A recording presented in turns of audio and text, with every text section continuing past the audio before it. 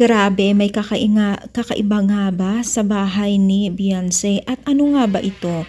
So, bago natin ipagpatuloy ang ating pag-support today's video, kung bago ka pa lang sa aking channel, please subscribe po, like yan. Pakit na rin po natin guys ang notification bell upang ma-update po tayo tuwing ako po nag-upload sa mga viral and trending video.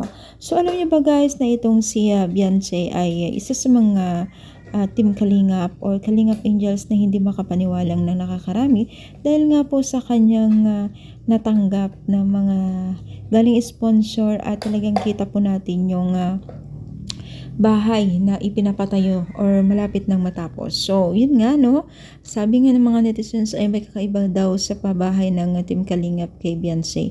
So, ang ibig sabihin nila ay siya lamang po talaga ang kakaiba na pinatayuan ng Team Kalingap dahil kita nyo naman po dito no, milyon ang ginastos, grabe, hindi po biro dito. So, sa Team Kalingap lang tayo nakakakita o papanood ng ganitong mga pabahay no. Talagang masabi natin na napakagalante po ng Team Kalingap, even po ng mga sponsor. Siyempre, ang Team Kalingap ay sumusunod lamang din sila kung ano ang request po ng mga sponsor at mga nag-aambag sa mga pabahay na ito.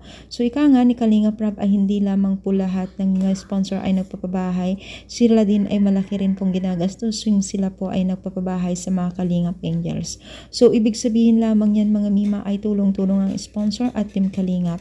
At nakita naman po natin noon pa man po ay talagang masugid po o talagang sincere ang kanilang pagtulong no. So syempre kahit na ganyan ang ginagawa ng Team Kalingap ay meron pa rin po ang masasabi po ng mga netizens. Pero syempre deadma lang yan.